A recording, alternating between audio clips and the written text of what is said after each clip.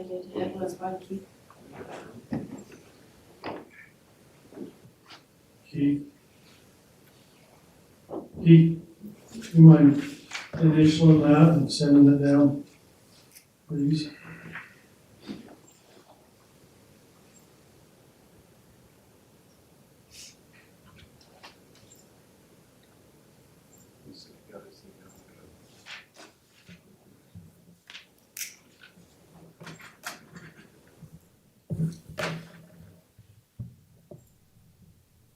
Let me know when you're ready. It's just a few seconds.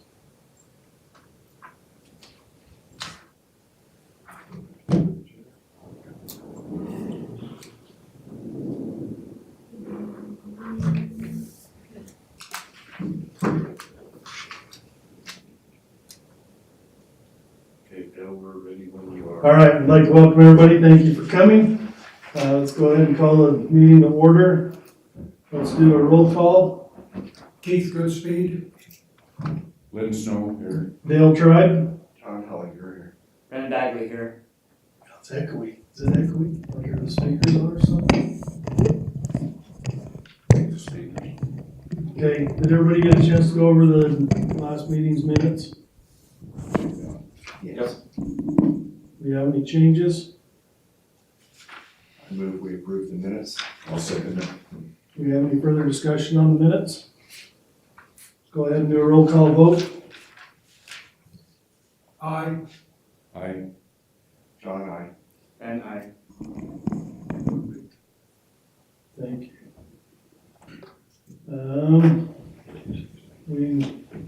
Did you realize that you put today's date or last month's date on today's agenda? Is that correct? The one you're looking at is probably from last month. Yeah. These are meetings. I didn't, did you print this one? I did. I Okay. got this month's and last month's. Yeah, you wanted both, right? Yeah, they both have July 2nd on. It says August 6th on Are they different? Did you print the right one? I think. I'll print a couple more, because on the screen it shows August 6th. That's all right. I just want to make sure you have the right one. It's different from last time. Yeah. From the last one, I think we're good. We don't need a public hearing today, correct? Sorry, I printed the wrong one. Okay. Okay, I just printed them. Action items, trailer park. We'll be fine, we've got, he's. Yeah, it's good. My chair has one, Okay. Bill bosses. Trailer park extension proposal.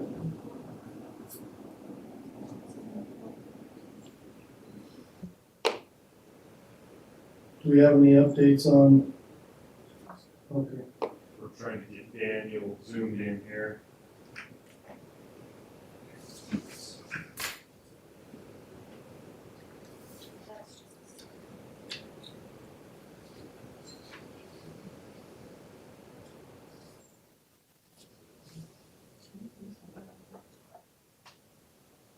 Okay.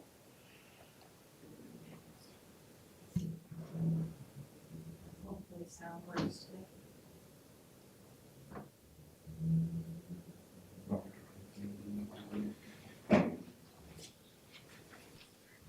Did you want to take care of that first?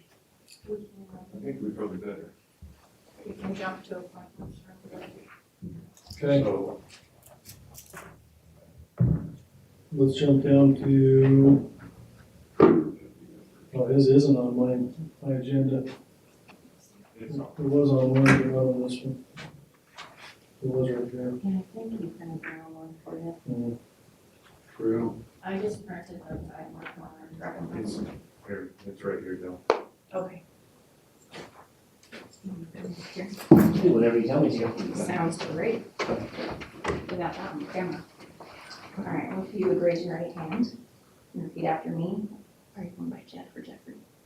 Jeffrey, probably. Okay. I, Jeffrey Baker, I, Jeffrey Baker, have been elected, appointed to the office have been elected, appointed to the office of Planning and Zoning Commission, of Planning and Zoning Commission, do solemnly swear do solemnly swear or affirm or affirm that I will support, that I will support, obey, and defend obey, and defend the Constitution of the United States the Constitution of the United States and the Constitution of the State of Utah and the Constitution of the State of Utah and that I will discharge the duties of my office with fidelity. and that I will discharge the duties of my office with fidelity.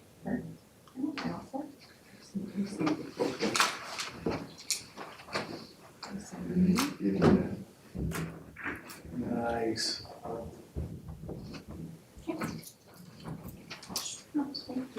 Very good. Have a seat.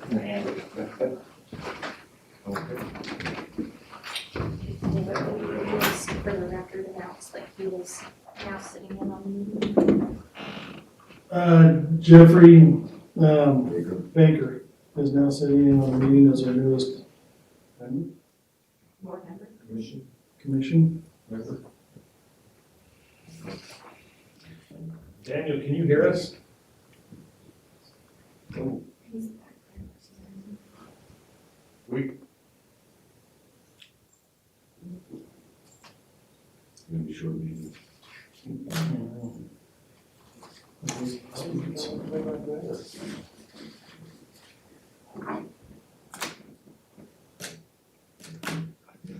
Trade our and mark this one next to this. This guy.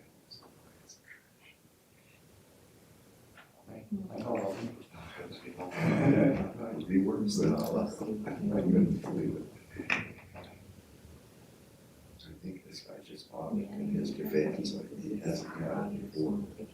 Hey, Daniel, can you? Well. Not gonna work. Can you hear us? Is it always turned down? It's coming from the main. One second. We might just call him and get him on. Should we just call him? Yeah, that would be easiest. We're gonna try calling you, Daniel. Your sound's playing through the other room. Oh. I don't even know how to change that. So write his number down so he calls. Go to.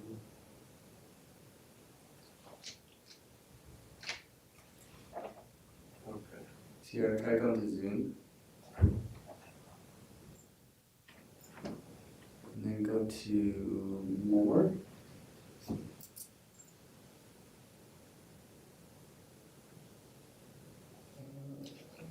I think if you hit that up arrow by audio, Oh, I can't do that. and then select the speaker. Hang on just a second. We might can get you on. I don't know which one though.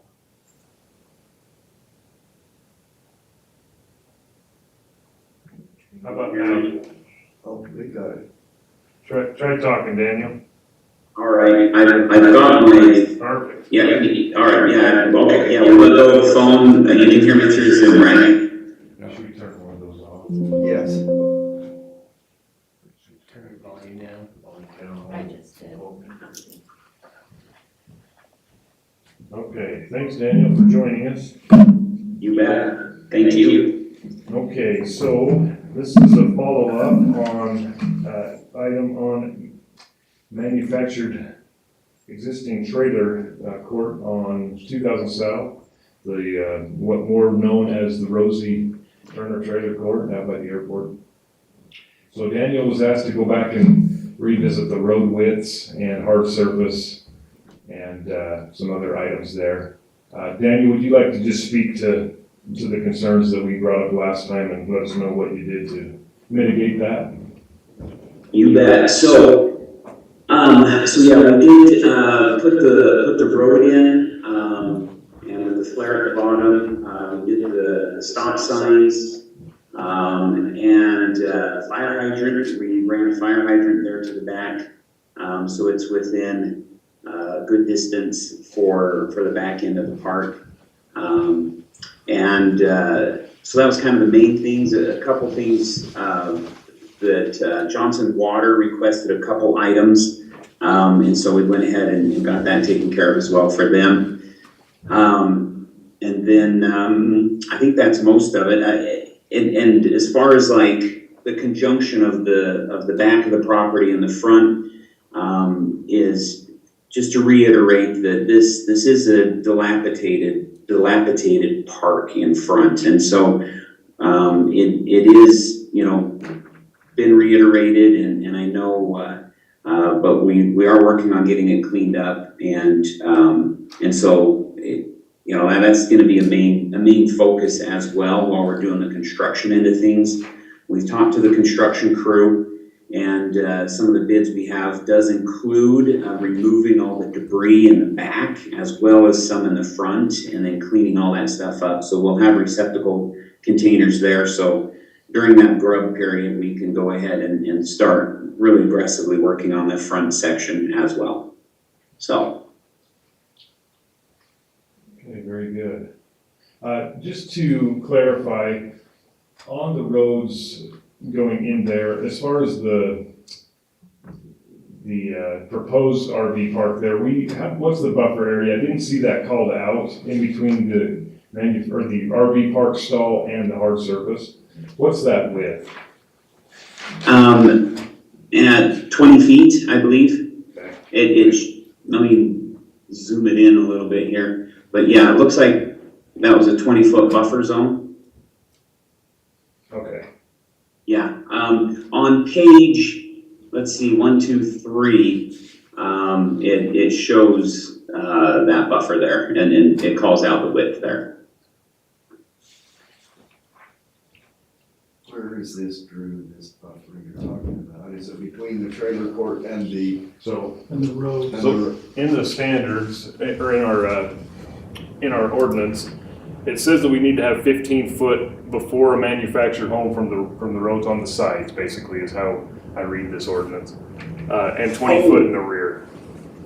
Okay, yeah, got it. Sorry, I thought you were talking about the buffer zone between existing and the proposed. No, sorry. So no problem. So between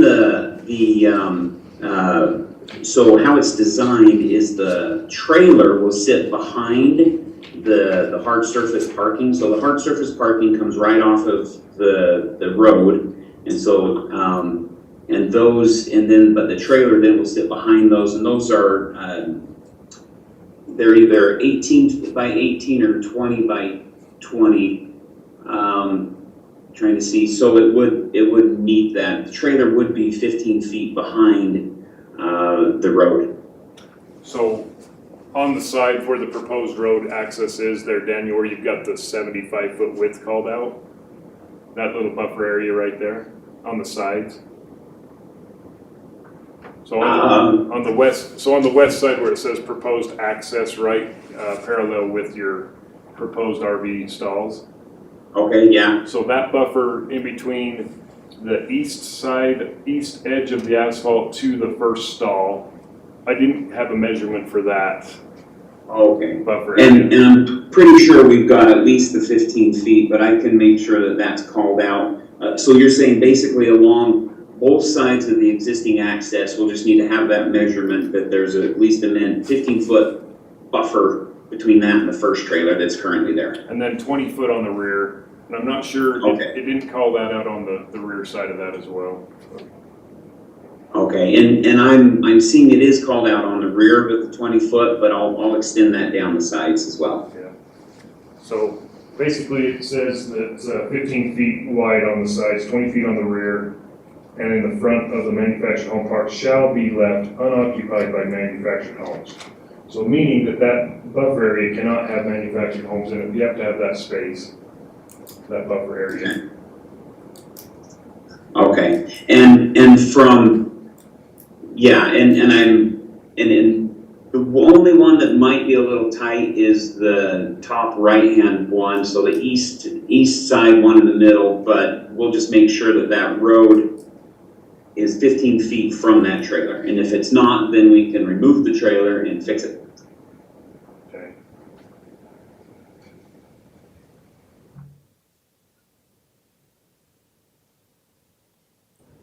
Any questions? Well, I have a couple. I have a concern. Okay, go ahead, John. Well, does Mrs. Turner still own the trailer court then? Or who owns that now? You said formerly Rosie Turner.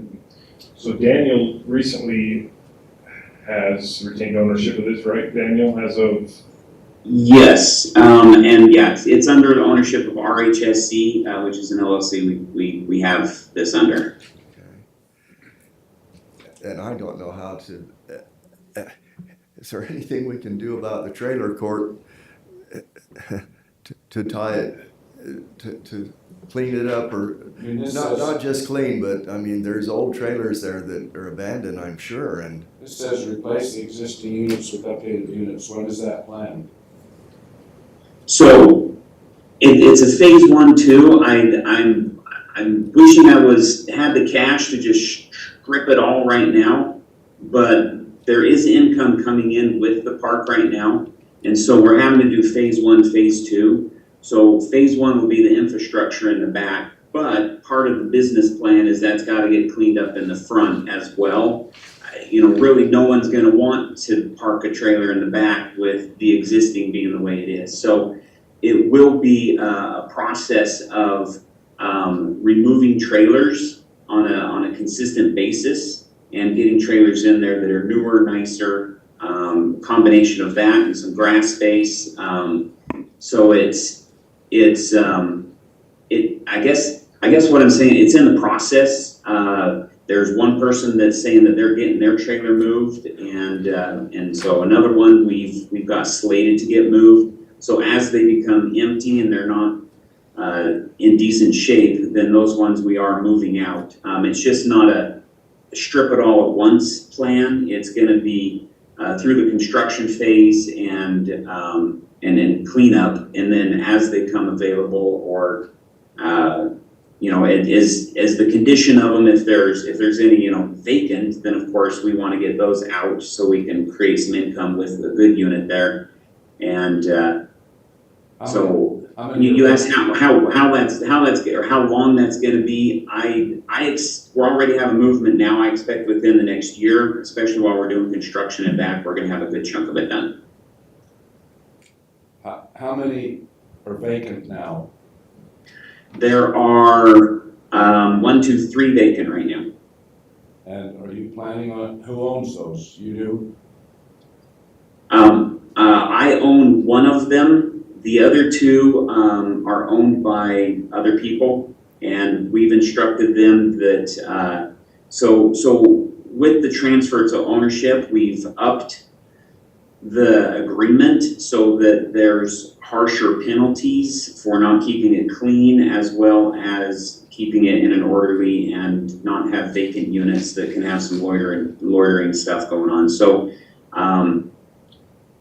So I guess we're implementing our ownership rights to make sure that as we move through this process, that we're following the legalities of moving people out if they're not adhering to the park policies.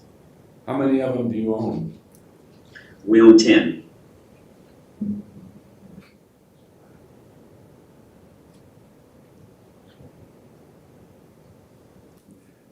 So are you intending to sell those 10 to the current occupants? So there's a combination of stuff. We have sold 2 of the units, one to an outside guy that was going to come in, rehab it, and clean up one of the units. We had 12 initially, so we have 10 currently. As far as selling to the current tenants, we've been very selective, and maybe the right word is cautious. There's a habit of people not paying out there, and so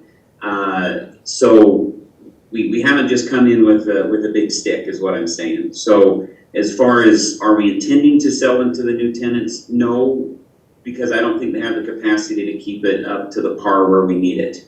And so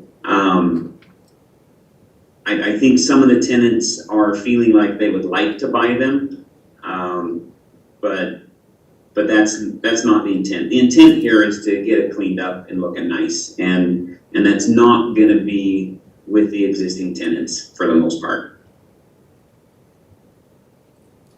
okay, that's A positive. question for Drew. Does the city council recognize and approve, a new RV park? So this isn't new. This is considered grandfathered in under that same land use that the original trailer park is designated under, because it's one lot. It's not separated by a separate parcel of property. This is one parcel of property. So what you're saying is new ones aren't permitted? Correct.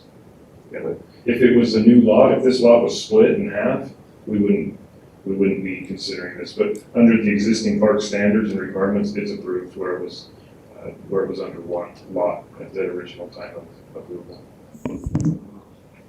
But it has to be brought to, as far as the new construction, it needs to be brought to the current R17.10 manufactured home standards. The new part? Yes. What about the existing one? Is there anything, standards that govern that? The standards are the standards. They need to comply with the existing standards that are in place with the approval of the existing trailer court. So if there's debris, refuse, those things, that would be a code enforcement violation that potentially could be sought after as well. So as far as the garbage and things like that, yeah, that would be a code enforcement violation. And I think Daniel's going to some great lengths to try to clean that up. It has made improvements in the past couple months. Is there any plan for paving the road in the existing part? Not in the existing where that would be grandfathered in, but the two sides would be paved where they're currently not. So the improvement would be paving the east and west 30-foot approaches, going clear through. If someone leaves a trailer and just abandons it, can we have your assurance, or can it, that it'll be moved and cleaned up? So this is an income business venture, and definitely if there's an abandoned something there, it's not making us money, and we're going to do everything within the law to get that removed as quick as possible and get something in there that is appealing to the remainder of the court. Yes. And as far as, Daniel, just to reiterate, as far as the code violation on the trash and refuse, I know, and weeds, that currently is in violation of Roosevelt City Code.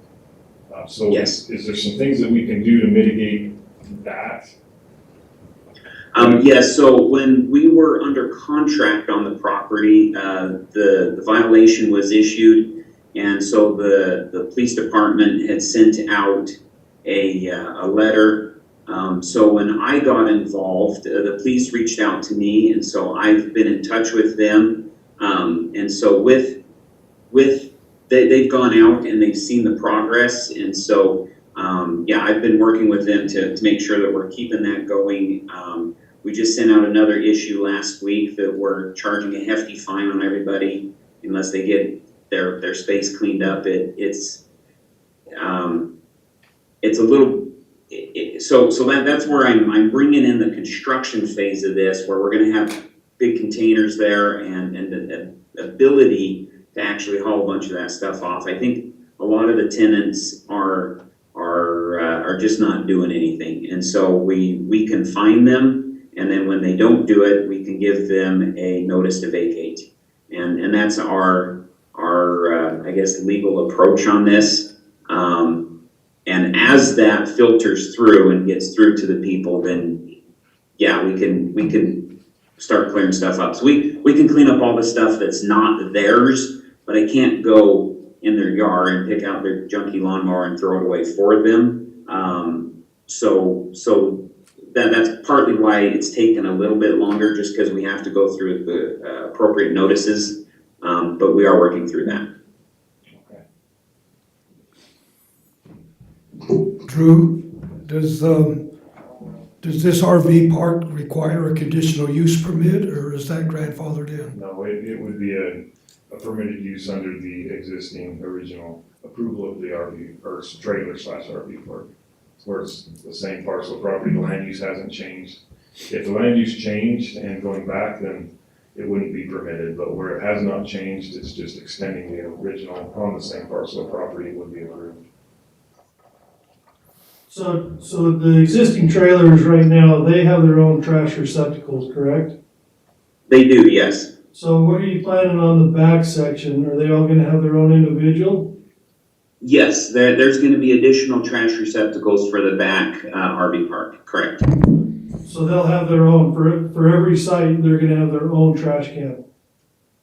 I didn't place in there every site, just for collectability, but there is there would be a bin that would be put out back for them, to put their trash in. So where's the bin gonna be? It's currently slated to be on the, east or west side, let's see, behind Unit 31, or on the side of Unit 31. That's 30, it's 31. I can't see, that's too green. That's the east side though. Yeah, that's the east side. West side would be. No, that is the west side. Sorry. Well, Yeah, that would be That's the 31. west side. There's your. That's it's actually called out right there in that Yeah, it's called bottom left corner. Oh, yes, right there.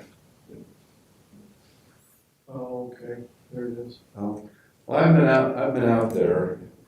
I honestly, before we approve this, would like to see the place,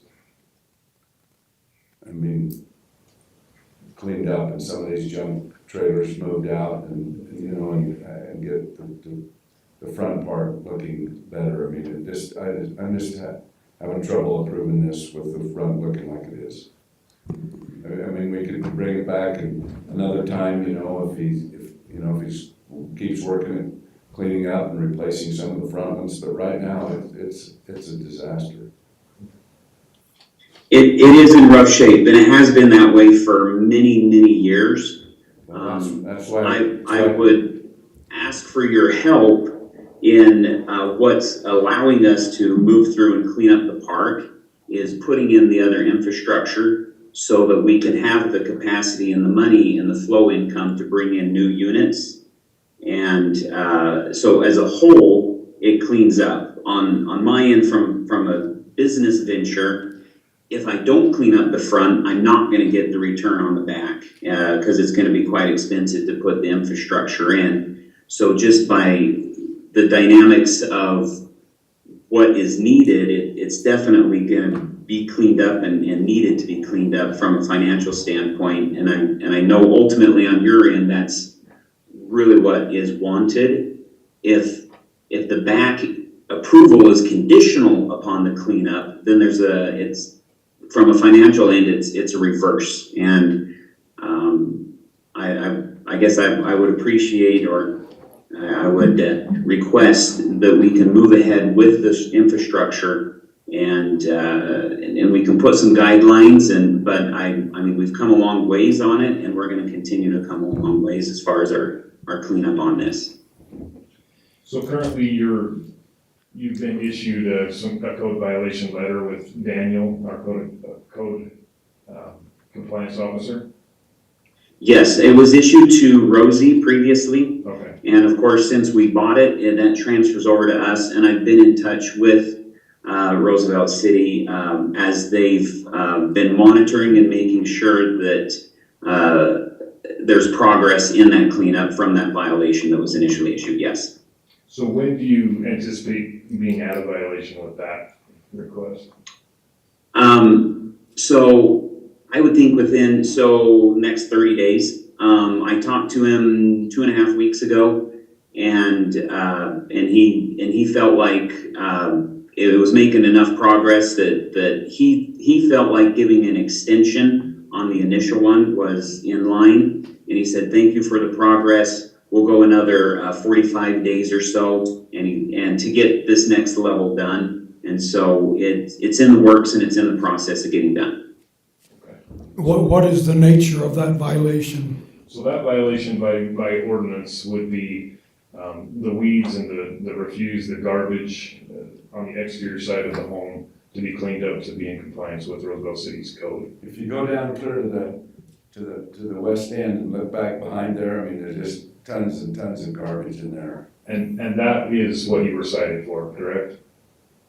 It's been cleaned up. They didn't point out a specific spot. It was the whole place, really, is what it is. So but there was a huge pile of, I know they've taken multiple trailer loads out of the big pile of appliances that somebody had been collecting there for the last few years.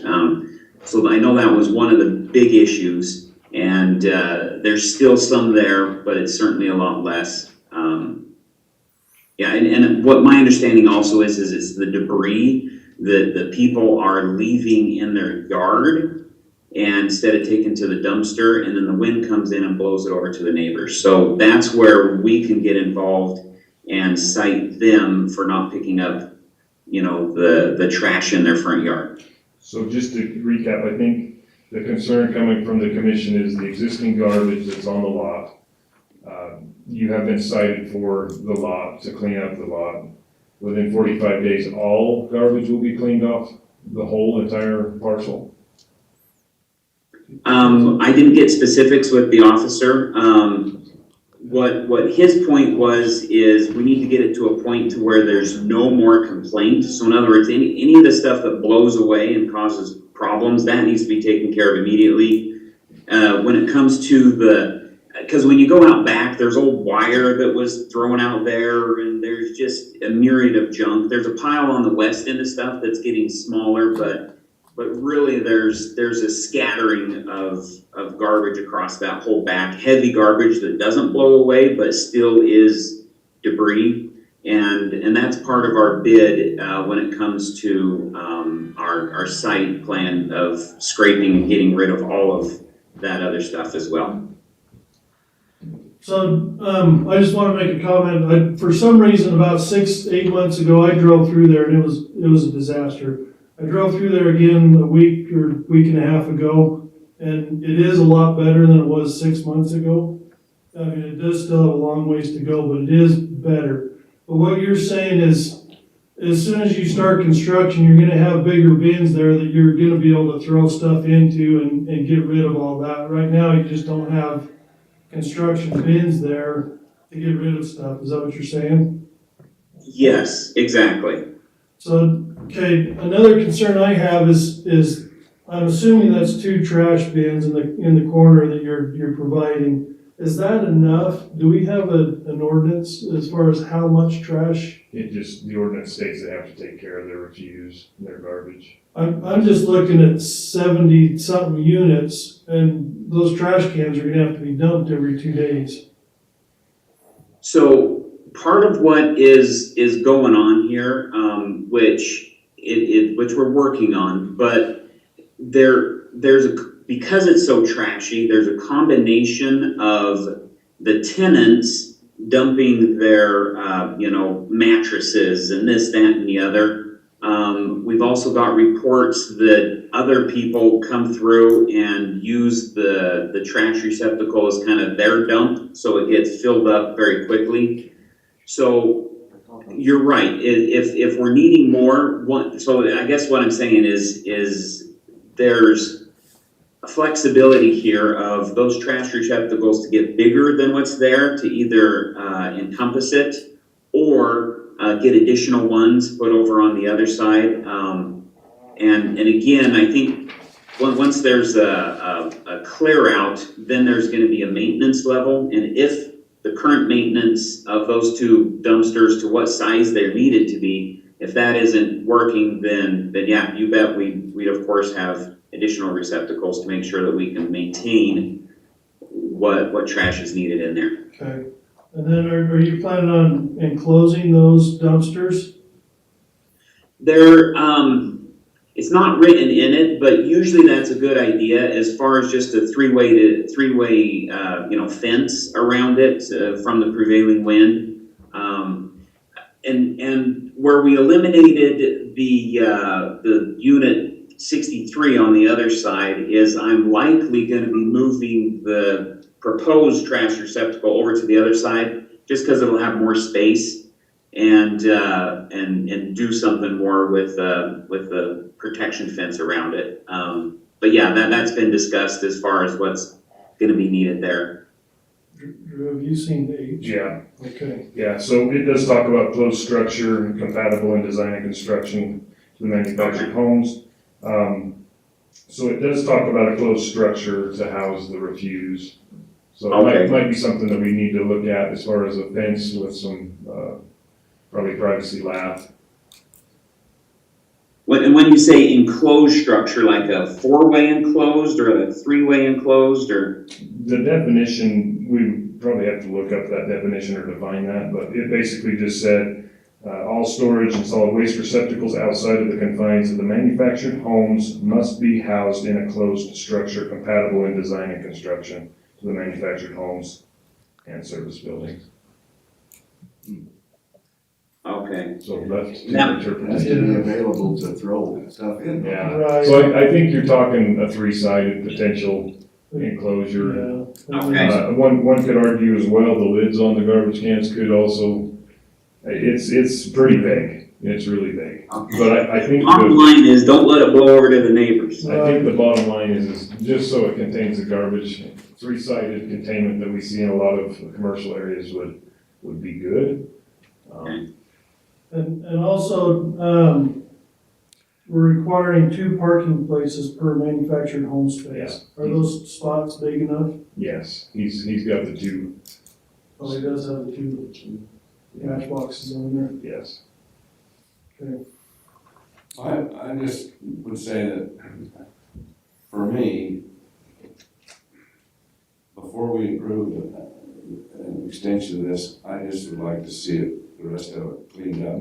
And some of those units, I mean, some of them have windows out or, open, and I mean, they need to be, the units need to be gone, and I'd just like to see some more done there before we extend this. That's, How old are these units? They range from the 60s, 70s, 80s, some in the 90s. I don't think there's many newer than that. So your 60s and 70s, you you can't take them can't, anywhere you else. can't take them anywhere anyway. No, So other than the dump. So the ones that are vacant there just need to be, I mean, that are gonna get rid of, we need to see some of those gone and some of and all the cleanup. When you go down to the end there, there's a semi parked down at the very far end, but behind it, I mean, there's loads of junk and garbage there still. It's just, So are the older ones, are you planning on remodeling those, or what are you doing with them? Are they not owned by you? The ones that we own that get older, we're moving those out. Those we're not going to remodel those. They don't merit it. But they're not vacant right now. And so as we're working through that and giving people notice to that these eventually are going to be moving down the road. So it's well, these vacant ones, if you don't own them, we need to, I mean, the owner's is pretty sure not gonna move them, so somebody's gotta get them out of there. got it. So what we're dealing with is on the vacant ones, we've got one is owned by someone else, and he's planning on getting it fixed up.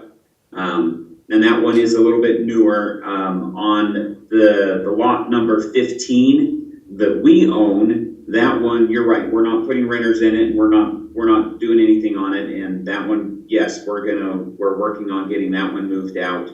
And then the other vacant one that we don't own, they've told us that they're going to plan on moving it, and as of a week or two ago. So that was my understanding. And how long is the construction of the backside gonna take? We're still in. We're going to be 3 months, 2 months, 3 months. I think pretty easy. Before you And start a or few different finish? numbers coming in on people, but it's going to be at least. I anticipate a 3 to 4 month project. The grubbing end on the front can be, once we engage with we're still collecting some bids, so we haven't chosen a contractor yet. But yeah, once we engage that, then I'm anticipating 3 to 4 months. But you don't know when you're gonna start it though. As soon as I have approval, we're going to start. So that's the plan. We hope with approval Within a couple weeks would be the plan that we'd be starting. Is there a local on-site manager in either place, either the trailer court or the RV park? Well, that RV isn't there yet. Yeah, the RVs. Well, when it's there, is it planned for? Is there gonna be a little- That's to be determined, meaning that if there is a good person that we can put on site and be local management, that'd be fantastic. Historically, they've had somebody, unit number 2 has been kind of the on-site manager, but obviously not doing a good job. So we've currently been hiring, and we've got a gentleman that was referred to us that we talked to actually yesterday, and so we're working on getting some on-site management that can be more prevalent. But no, there's not a site that says this is an on-site management building. If we're ready for a motion, I'd like to make a motion. I have a question first, Drew. So Roosevelt City Code allows an RV to be a year-round dwelling. Yeah, in an RV park or the existing trailer courts. Existing trailer courts, just by default, also encumbers the RV, so yes. Not anywhere else, just in the mobile home parks. So you're different than the county. The county considers that an RV is for recreational use only, temporary housing. Right. But this can be permanent housing according to the city codes. They can live in a trailer court, yes, correct.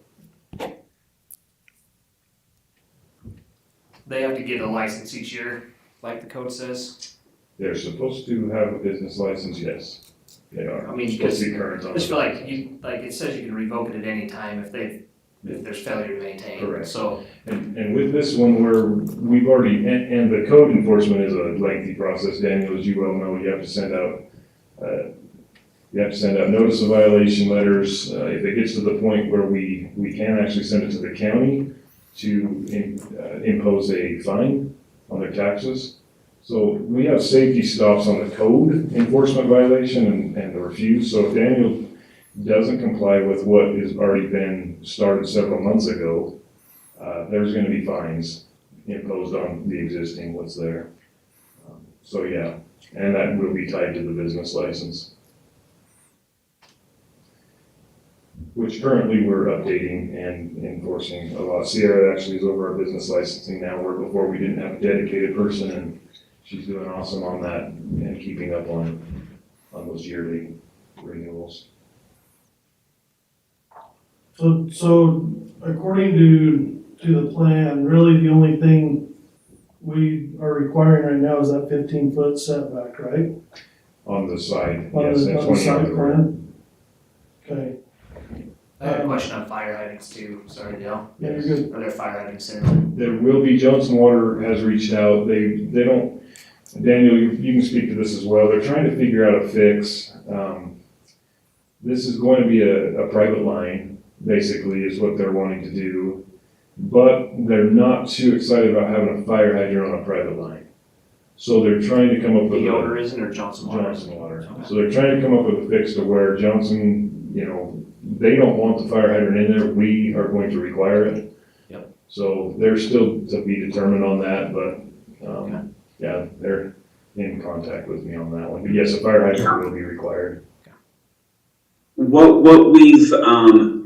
I've talked to them lately on is they're fine with putting the fire hydrant on the property, but what we're doing is we're creating a document that they will provide water to the site, and then we'll run a 6-inch line in with the RPPA that they want in an enclosed heater, and then but then we've got an agreement that the maintenance of the system and including the maintenance of the fire hydrant will fall on us, but Johnson Water will maintain the quality of water based on the standards that they need to do. So we're creating some some test points for them on the system so they can have access to the system to do their regular test points. And so they're fine with the hydrant as long as we agree to maintain the system. Does that answer your?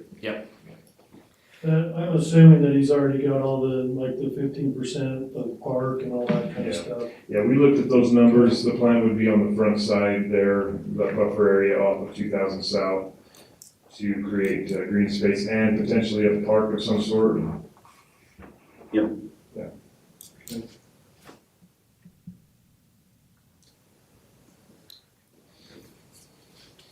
It'll be nicer than it is. That's what. I feel like it meets the standard, right? I think, I mean, I personally feel like I don't know if there's much we could do to stop it, but there are, like, again, if they don't follow through, we can pull their license, or we could also guarantee, or require a guarantee right now, right? Correct. That's kind of where I stand. I think it's our best chance. Yeah. To clean up. And Or you, I mean, if it's not cleaned up by the time it's ready, then we could keep occupancy, couldn't we? Correct, yeah. You could put that provision in. I mean, I'd almost be in favor of requiring a bond. I don't know where else have to be cleaned up, but like it says you can require a bond. And if you had a bond for the amount it would take to hire somebody to clean all the garbage out. That would be a good remedy. I think the hardest part is you're dealing with individual ownership on some of this stuff. Which, Daniel, you own the ground. They own the trailer, you own the ground. Right, but there's some trailers they own, so it's a combination of both. At least, but yes, the ground I own, So, but they have space around their trailer and their trailer that they own. And so I can't go in their yard and clean up stuff, but I can enforce stuff. Like you guys can enforce on me, I can enforce on them. And if it's not done, I can boot them. That's where I feel like if everybody's willing to do that, there's low risk on the city. It's just the follow through on that aspect of things. how confident are you that you can get that accomplished as far as the cleanup in their yards?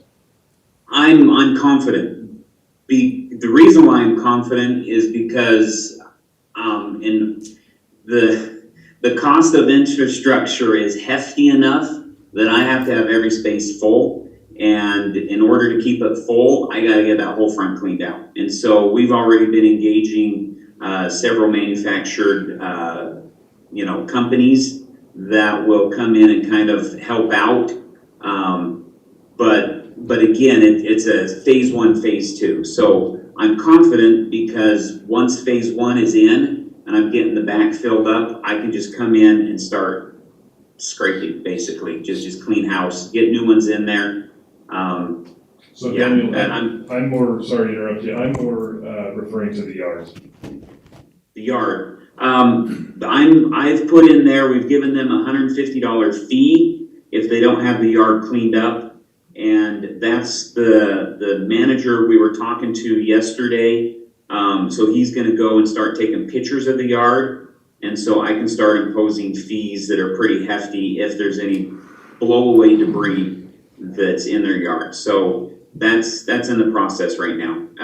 If they don't get it done, then we've told them that they'll have to vacate. And so by process of that, that's going to take a little bit of time frame, meaning if somebody refuses to clean up the yard and I have to boot them out, then I've got 30 days to notice and 15 days or to bring current, whatever the process is there. But I feel quite confident. It's based on our conversation with the guy yesterday. I feel quite confident it's going to get done. So that'd be something that you'd be able to put in writing for a guarantee to the city that, you're giving your tenants this many days to be in compliance. You're already with our code violation and passing it on. That would at least give you a definite, and the city and the planning commission here, some confidence that there would actually be a date that the cleanup, just the garbage in the yards would be completed. I'm willing to do that for sure. I got the police department not breathing down my neck, but they're there and they've got the fines ready to be imposed if there's not consistent aggressive movement in that direction, and so we're moving ahead in that direction, and yes, I'll be happy to put that in writing, so you guys have some confidence that's getting done. Just a thought for you to consider, I guess. Daniel, I have a question about, are you going to furnish the RVs on the lots that you're going to build and then rent them out? Or are you just going to rent a space for somebody who already owns an RV? So,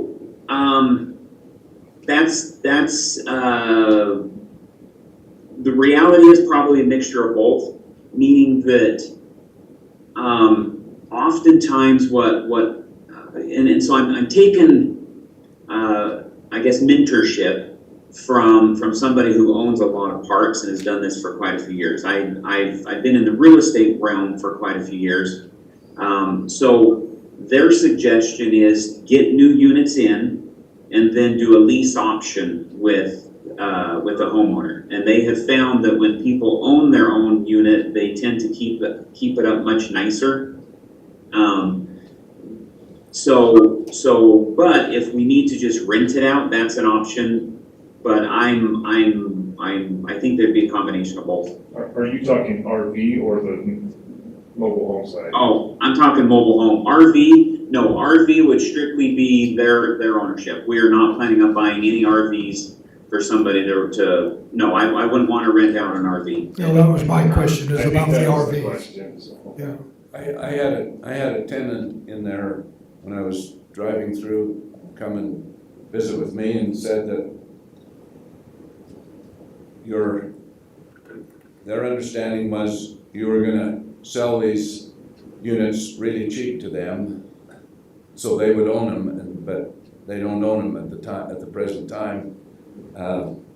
But I'm just wondering if that's, I mean, if they owned it, then they would own it, but they wouldn't have the money to move it, if they had to move it. So when they move out, why it's gonna be a problem? I don't know, I just would feel better if this whole thing was moved, if some of the things he's talking about doing were in place and we could see that, I mean, it's just really a disaster. And I appreciate your clarity on that. One thing, from the first moment I drove out there to visit the park, I get different answers at different times all the time. In other words, they interpret things completely across the board. So have some of them, I guess what I'm trying to say is that they don't tell the truth. And so if they're feeling like, and I'm sorry to give that blanket statement,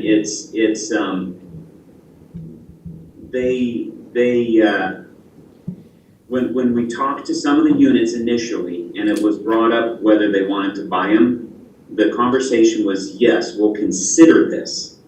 But the reality is none of them, very few of them have any money to do that. And so the initial intent when that was brought up months and months ago, as far as them potentially buying some of them, it was under the pretense that they would then have a little more pride in ownership, clean them up a little better. But as we've gone into this further, I've come to the conclusion that we need new tenants in there. Unfortunately, it's at that level, and so anything they say as far as what they're saying is a definitive answer, that's not the intent of us, and we're not looking at keeping the units there on a long-term basis, a very short-term basis.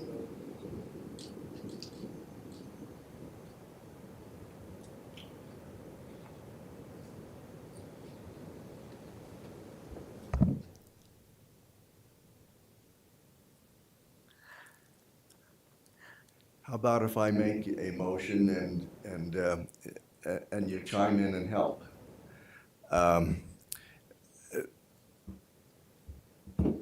You were not necessarily for this, Lynn, but I move, first of all, that we approve it with, and help me, help me say what The limits we should do. 15-foot setback. That's definitely the 15-foot, yeah, setback. And Bond, a bond to do the cleaning if it isn't satisfactorily cleaned. Do you have a, sorry to interrupt. Yeah, go Do ahead. you have a price, Daniel, on your cleanup expectation of what you're doing as far as the garbage and everything? Are you including any of the, wire and this, that, and the other that's on the back 4 acres? Yeah, the whole thing. Yes. The whole thing? Yes. We've got bids anywhere from 20 to 40,000, but that part of that bid also includes moving some dirt and stuff like that. So Yeah. if I was going to hire just strictly somebody to go in, like a company to go in and just pick stuff manually, pick stuff up and just clean up the walkaway debris kind of things, I'm probably going to be between the 15 and 20,000 mark, I would think. So would you say, That much? Yeah. so would you say? It's expensive. I would hope to do it for 10, but I don't know if I could. So would you say $20,000 bond? $20,000 bond? Okay.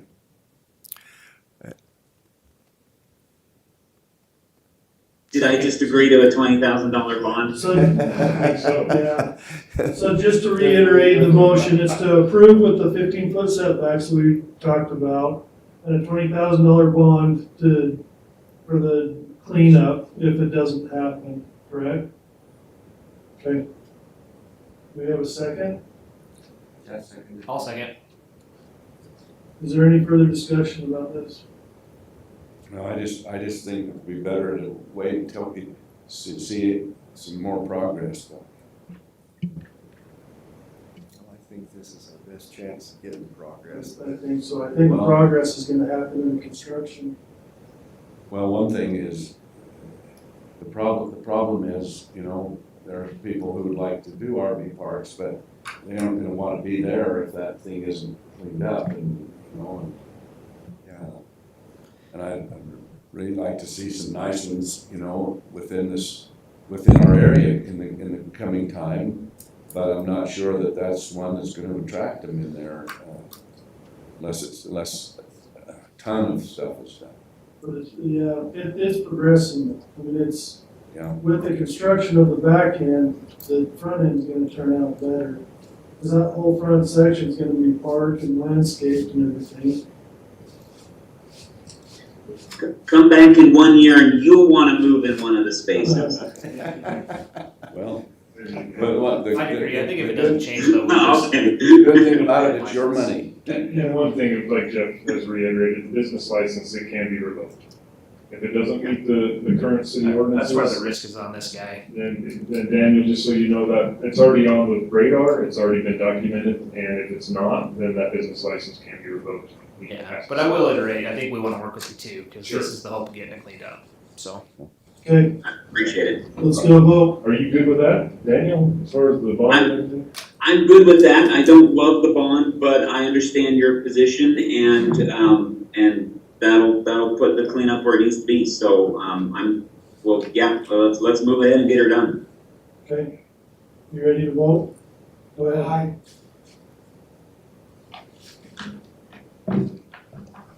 I'm gonna vote nay for now. Okay, John, yes. Ren, yes. Jeff, yes. okay. Thanks, Daniel, appreciate it. You bet. Thank you. Hope it's gonna meet your expectations. Me too. Long way to go. Yeah. It's a good project. Thank you. Good luck. Okay, let's move on. Brad Knight Industrial Park Site Plan number 5. Okay, let me scroll down and get you there. And then this is just, I mean, almost identical to what we have approved in the past, correct? Yes, exactly, what we've approved in the past.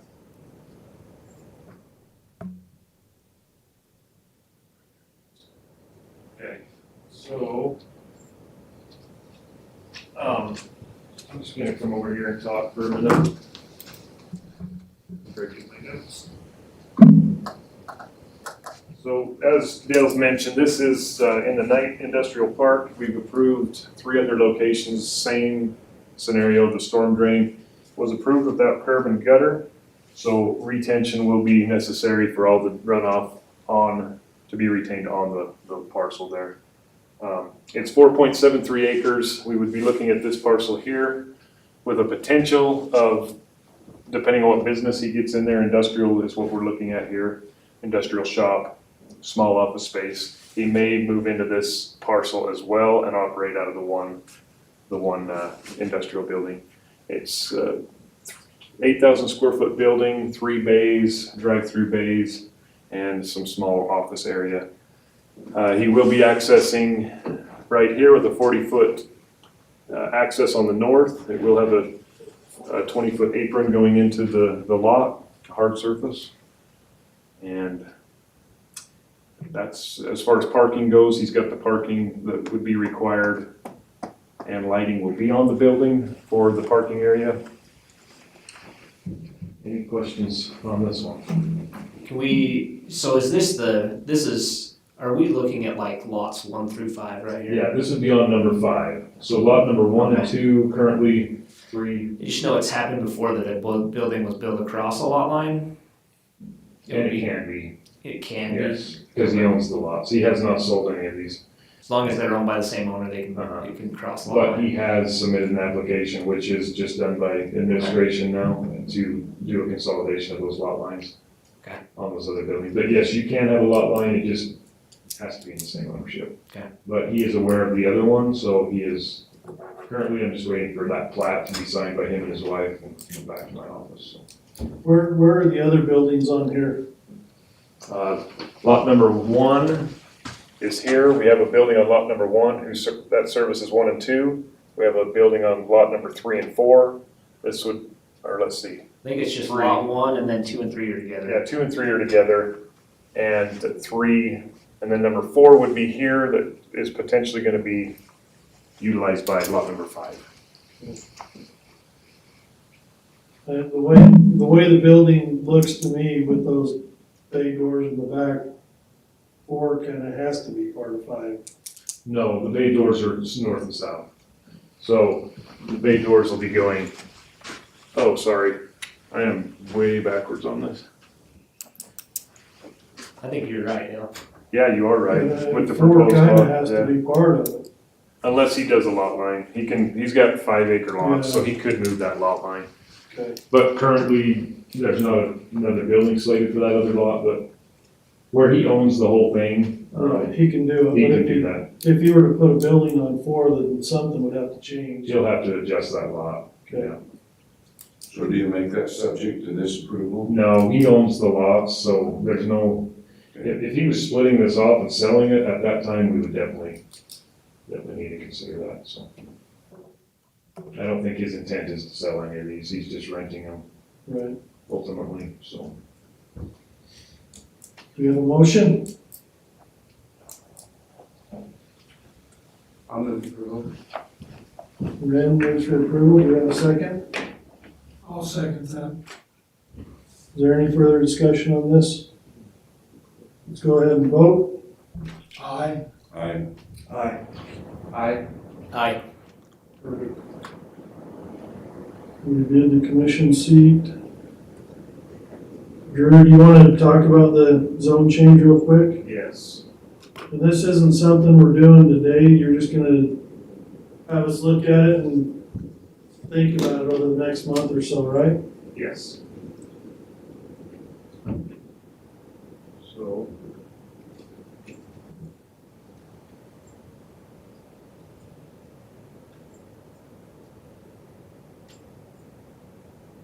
Okay.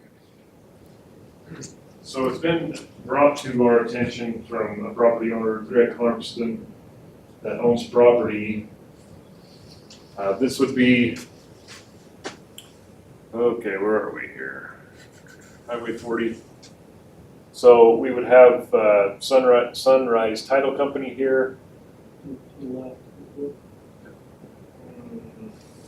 Harmston You're on the Avenue. right block, it's just the left side. On the corner. Okay, right here, yeah. So this would be Harmston Avenue here.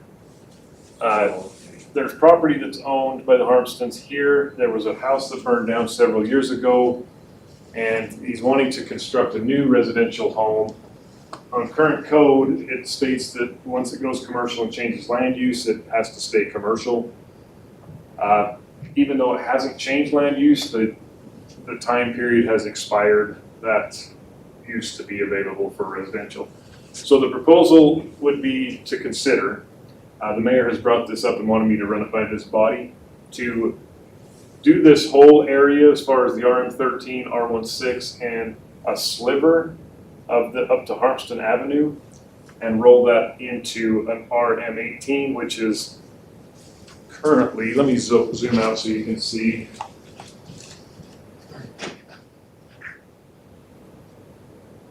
So all of the light brown area would be RM18. So it would be in more conforming with the rest of that area if we went just with an RM18. One thing that we need to consider though is the R16 does have animal rights for some animals, for chickens, up to 6 chickens, female chickens, and 1 goat and 1 sheep up to 6 months old, some rabbits, a few other things. And if some of those legacy landowners there in that R16 zone have that right, that might be a little bit of a situation, but just something to consider and get your feedback. Wouldn't they be grandfathered in, but once it sells, if they ever sell that land and they're. We could make that provision. We would need to document who has those animals or who would desire to have those just in that R16 strip. And keep in mind, we did pass in the RM18, the animal right would be available if they have up to an acre of ground. We just barely passed that in the last 6 months. Not saying I don't think any of those probably have an acre, but that would be an option if we did. But yes, Chair Tribe, we could do that. Why not an RM8, RM13, it's right there. Just because it would create an island. If we did, and we've got 2 islands basically, so as I zoom out, if you saw the RM18 takes in most of that area, if we're going to rezone, the consideration would be to have that continue. As you can see, all of this area is RM18. It's a higher density housing, obviously, than the RM13. You see what I'm saying, right? Yeah. So all of this is RM18. It's already in, Yes. well, RM13's right there, so. So, not- well, but we've got all of this area. We would we'd keep an island basically is what we would be doing with 13. Or make that bigger. Well, our highest density would make more sense closer to Highway 40. So anyway, just for consideration for you to think about, if that's something that you guys want to entertain. Do we contact the owners within that area? Yeah, we would contact those and present that proposal to them as well. And then they would have an opportunity to come in. Sure, we would have public hearings and all of those things. This would just be to get your feel on this, if you would like to pursue this. We do have the request for some residential in that area, and while we're doing it, we could potentially just clean that up and make a continuous RM18 zone was the thought. Or we could just extend the RM13 where it's at, or the R16 where it's at, and take in some of that commercial area. So we wouldn't necessarily need to rezone, but while we're doing it, it might be an opportunity. Or we can keep it the way it is and look at changing that commercial to one of the existing. So he can't build the way it is, No. that's what you're saying? Currently, he cannot, Not residential. not residential. Can I change to PLNR? He would be able to under the PLNR. It's under commercial right now. Put an island. It would create a little bit of the discussion was as well, Ren, maybe creating some PLNR, a block off of Main Street. The intent when they did this, as you can see, there's a wide swath of commercial. They did this back in around 2018, and the intent was to protect that area for commercial growth, But the swath was a little wide, and a lot of residential is a block off of Main Street. The other caveat to this, though, is short-term rentals are approved in the commercial and PONR zone. So if we change that to an RM18, that would negatively impact some of those that may want to do short-term rentals. Okay, thank you. So, okay, what's your desire? Would you like to pursue this, or give me a little direction? Greg would like us to do it. Greg wants to build in the commercial. We need to get, either he has to go commercial or he can't do anything with that lot. Has he put in an application for anything? Currently, he can, as far as residential, because it's not approved. No, I mean for a zone change, like, doesn't he, He did talk to the mayor, and the mayor talked to me about bringing it to you. but doesn't he have to apply for it? For a zone change, yes, he would have to, but we wanted to fill the commission out, as far as the mayor wanted me to bring it to this body to fill you out, see if that's something you want to pursue, and get some ideas. I can bring some ideas back on the next meeting, and communicate with him as far as, we've got 3 or 4 options. Maybe I can prepare something and bring it back to you next month for review, if that works. I think that's great. I think that'd be good. If you want something done, I think we ought Okay, that's all I have for you. Thank you. We have a motion to adjourn. to, I saw that. I'll second. All in favor? Aye. Aye. I get a little on that one, right?